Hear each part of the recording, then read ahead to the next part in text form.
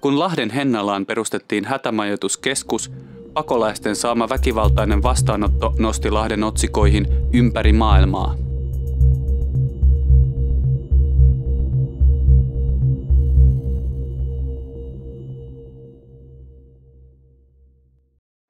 Monet tahot kiirehtivät sanoutumaan irti pakolaisten saapumisyön levottomuuksista. Myös Möysen Essolla järjestettiin tapahtuma nimeltä Lahti on nastamesta. Mä otan tästä, otan noin, hyvä, vähän leveämmin, noin, hyvä, joo. Kun mä lasken 3 ja me kaikki puhalletaan, niin tää naru muuttuu ehjäksi ja solmu häviää ja Timo saa isot aplodit ja se lopettelee ohjelmaa. Onko valmista? Aika 1, 2, 3. Timo yhtä aikaa. Okei, no niin, lähtee 1, 2, 3. Mä myönnän, että se on aika kova haaste, näytäs vähän. Tarkoitus on pitää hauskaa ja nostaa esiin se positiivisuus, mikä meissä lahtelaisissa on, sillä viime aikoina me ollaan oltu pitkälti noin niin kuin negatiivisessa mielessä esillä. Ja siinä tapauksessa puhutaan kuitenkin niin pienestä osasta meitä lahtelaisista, että ei anneta heidän määrittää meitä. Eli tässä on niin kuin, tällä hetkellä kaikki on älyttömän hienosti. Tuolla salissa on sellainen tunnelma, mitä me sinne toivottiin. Siellä on justiinsa niin kirjava joukko lahtelaisia kuin mitä me toivottiinkin, että siellä on.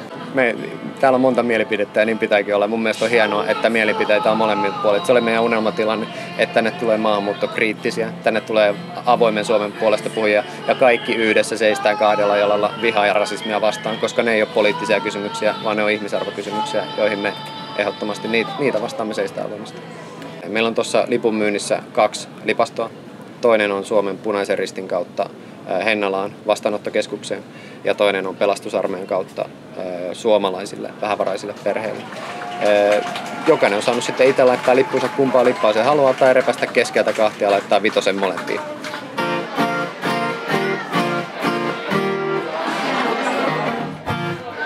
Mä ajattelin, että mä voisin ensin laulaa tämmösen maailmanparannuslaulun tuolta 70-luvulta. Sen nimi on A Change Is Gonna Come. Jos ihan rehellisiä ollaan, niin mä en oikeastaan usko vähäkään, että mikään muuttuu koskaan. Mutta se ei tarkoita missään nimessä sitä, etteikö mä toivoisin, että niin kävisi. Mikael Saarella, paikallisella artistilla, on omakohtaista kokemusta hätämajoituskeskuksesta. Haastattelimme häntä uuden levyn äänityksissä. Mä olin 2 päivää siellä vapaaehtoisena hommissa toissa viikolla. Mitä teit siellä?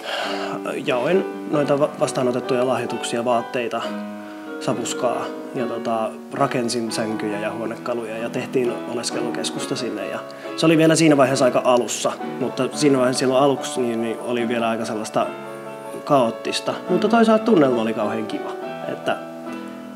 Ja mä tapasin kaikenlaisia ihmisiä ja se kyllä niin kuin, vaikka mullakin on se niin kuin, lähtökohta on se, että on kiva lähteä auttamaan ja mä haluan ja mä toivoisin, että kaikki haluaisi lähteä, niin kyllähän mullakin on niitä omia ennakkoluuloja ja kaikenlaisia.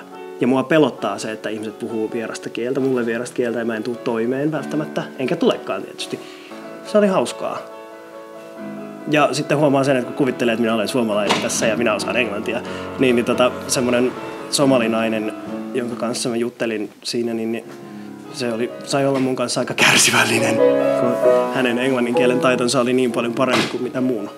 Ja siinä taas murtuu semmoinen oma tietynlainen valkoisen miehen ennakkoluulo siitä, että en mä itse olekaan niin kauheasti parempi kuin mitä nämä muut ihmiset tässä on.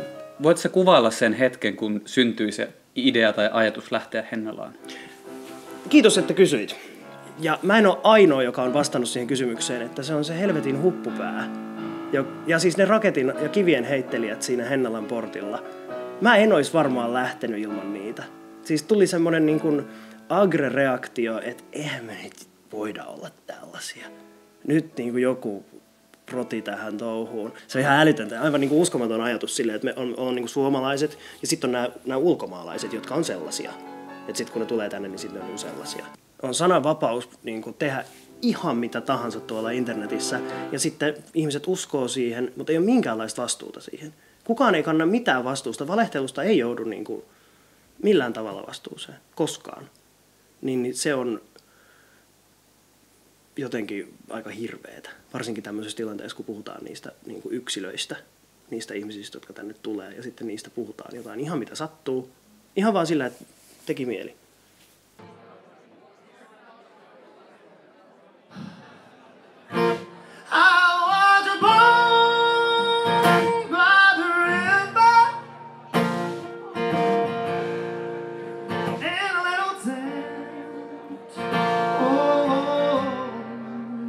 Just like the river, I've been running ever since. It's been a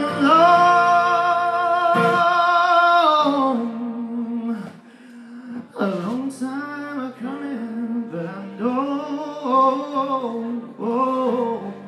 change is gonna come. Oh yes, it will. It's been a